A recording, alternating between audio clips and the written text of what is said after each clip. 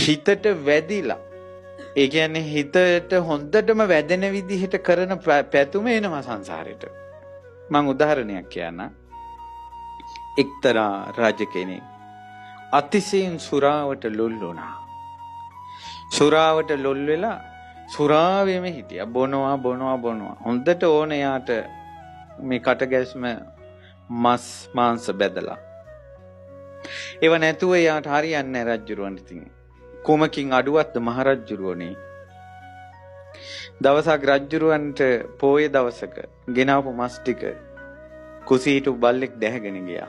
උයන්න මස් නැහැ. පුම් පෝය දවසට රාජ්‍යෙත් මස් නැහැ. අරක් කැමිය දුවගෙන ඇවිල්ලා රජ බිසෝට කිව්වා බිසෝන් වහන්සේ මගේ ජීවිතේ ඔබතුමිය ළඟ. මොකද රාජපුරුෂය අරක් කැමිය. අනේ අද මස් නැහැ. රජුරෝ දැන් බීලා ආවට පස්සේ මම මොනවද දෙන්නේ? උඹට මං උපක්‍රමයක් කියන්න. අලුත උපන් අපේ දරුසිඟිත්තා ඉන්න රාජකුමාරයා. ওই රාජකුමාරයා අතට ගත්තට පස්සේ ওই රජුරවන්න මාවවත් මතක නැහැ. රාජ්‍යයත් මතක නැහැ. රජුරවන්ගේ එකම ලෝකේ පුත්‍රයා. ඒ නිසා මම රජතුමා බීලා ආවට පස්සේ මං දරුවා අතට දෙන්නම්. ඒ වෙලාවේ උඹ කැමරන් වලින් කිව්වා. ඊට පස්සේ මොකද උනේ? ඔන්න රජතුමා බීලා ආපු වෙලාවේ බිසව ගිල්ල දරු පැටිය අතට දුන්නා. චූටි දරු පැටිය. එහෙම දීලා ඊට පස්සේ කිව්වා එහෙනම් බිසව අපි කමු කෑම ගේන්න. රාජ භෝජන අරන් වලලා. රාජ භෝජන අරන් ආවා. ඇස් ලොකු කරලා බැලුවා. මස් නෑ. රජතුමාට පේනුණා මස් නෑ. කො මේකේ මස් කිව්වා. ඊට පස්සේ කිව්වා රජතුමනි මස් නෑ. ඈ යකෝ මේ රටේ මහරජා වෙලා මට කොහමද ඒව නැති වෙන්නේ? අනේ අද නෑ. ඒව නැති වෙන්නේ කොහමද? එහෙනම් මේ කව් යාගෙන වර කියලා අතේ හිටපු දරුවගේ බෙල්ල කඩලා දුන්නා. පුත්‍රයාගේ බෙල්ල කැඩුවා. උයලා ගෙනත් දිය කියලා. බිසව එහෙම සීයේ නැතුව වැටුණා. රාජපිරුසිය සීයේ නැතුව වැටුණා. අනිත් ඔක්කොම ගල් ගැහුණා. ඊට පස්සේ රජතුමාට පුත්‍ර මාංශය උයලා ගෙනත් දිය කිව්වා. මාලිගාවේ එල්ලුම් කෑවා. උයලා ගෙනත් දුන්නා.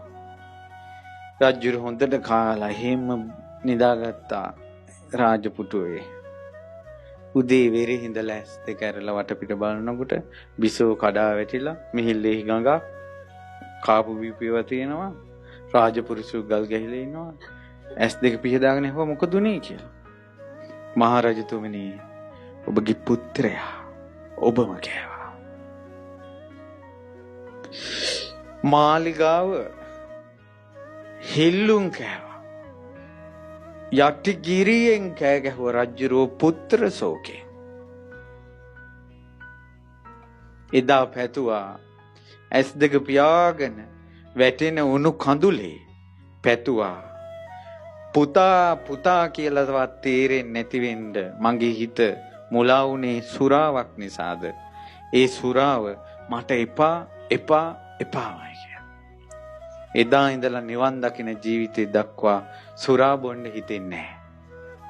පුතා මරපු පාප කර්මයට නිරේ ගියා. පතපු පැතුමාවා එක ජීවිතයකවත් සුරා බිඳුවක් තොලේ ගන්න බෑ. ඒකට හිතෙන්නේම නැහැ. ඒ ජීවිතේම සුරා බීව්වේ නැති සංසාරෙම සුරා බීව්වේ නැති කෙනා කවුද කියලා දන්නවද? අපේ සාරිපුත්තයන් වහන්සේ. ප්‍රඥාවෙනුත් අග්‍ර වුණා. වැටුණ වලින්ම නෙමෙයිද ගොඩාවේ? වැටුණ වලින්ම ගොඩාවා.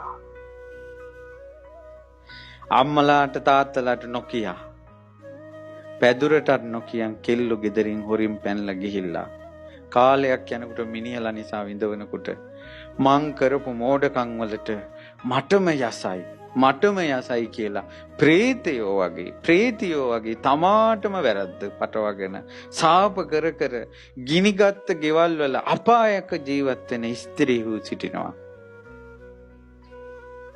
එහෙම නෙවෙයි මේ විඳවන සංසාරයෙන් නිදහස් වේවා කියලා පතන්ට තමාට තමා සාප කරගන්නේ ප්‍රේතයෝ.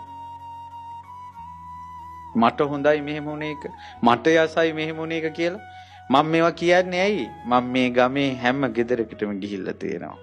මේ ගමේ මිනිස්සු විලාප තියෙන හැටි මගේ කන් වලට ඇහිලා තියෙනවා. පතන්ට සංසාරයෙන් නිදහස් වීම. අපේ ගමේ තියෙන ගයක් ගානේ දුක කිව්වනම් ඒකම වෙනම සංසාරයක්. වෙනම සංසාරයක්. ඉතින් මේකෙන් නිදහස් වෙන්න පතන්න. උත්තර හොයාගෙන ඉන්න එපා. සංසාරේ හැටි ඔහොමයි.